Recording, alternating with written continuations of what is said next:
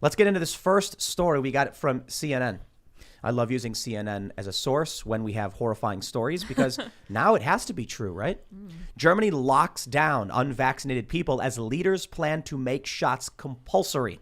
CNN says unvaccinated people will be banned from accessing all but the most essential businesses, such as supermarkets and pharmacies, to curb the spread of the coronavirus. Outgoing Chancellor Angela Merkel and her successor, Olaf Scholz, announced Thursday following crisis talks with regional leaders, those who have recently recovered from COVID-19 are not covered by the ban. The pair also backed proposals for mandatory vaccinations, which, if voted through the parliament, could take effect from February at the earliest.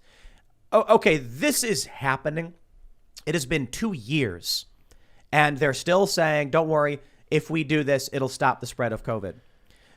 People have said COVID is endemic. It's a part of our lives now. It'll be seasonal like the flu. Let me just add to that, the authoritarianism is now endemic as well. Countries will keep implementing completely BS policies. They'll keep expanding the mandates. And my understanding, and I believe this might be in here, what I was reading is that they said vaccines will be mandatory and they will expire every 9 months. Let me see if I can find that in here. It was in a different. Here we go. She had that vaccinated people will lose their vaccination status 9 months after getting their last shot, apparently in an effort to encourage booster uptake. What that means is there is no limit to the amount of shots you have to get. They are saying once every 9 months, you must get a shot. Welcome to the new world order, the new normal. And what was Einstein's definition of insanity? Because it seems like we're living it every single day. This is just crazy. There's these video footages. There's these photos coming out of people being segregated in a supermarket from being vaxxed and unvaxxed. There's police officers walking around rudely interrupting people's private dinners, rudely interrupting people's haircuts, being like, give me your gosh darn paperwork right now. I've been making my own German translations of them on my own YouTube channel, but that's a separate topic. But it's absolutely ridiculous to have a concept, an idea where the state needs to have you have your paperwork everywhere you go, not just your identification, your medical records, and to have permission from the state to live your life like a normal person. Who gave them this power? I didn't. John, something tells me that you're interested in freedom.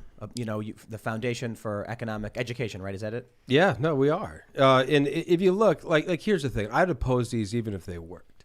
But they don't work. Anybody who's clinging to the idea that the vaccines are stopping or even reducing transmission, I don't think they're looking at the data clearly. If you look, anybody know the highest vaccinated state in the U.S.?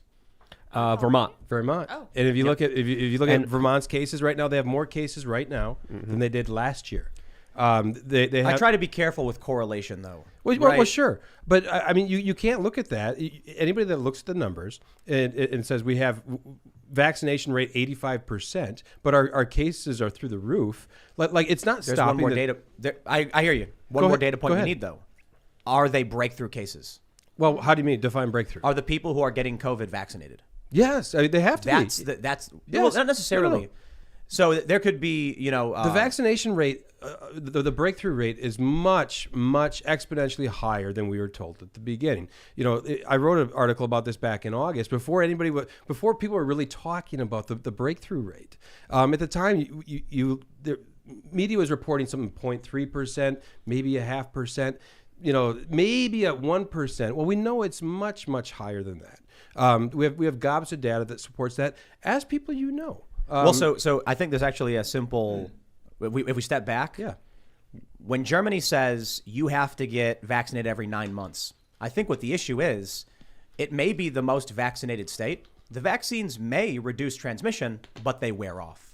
After a certain amount of time, you're still legally vaccinated, but the efficacy has dropped to the point where you may as well not be. Yeah. According to the Associated Press, Germany's vaccinated population is 68.7%, which is the majority of its population.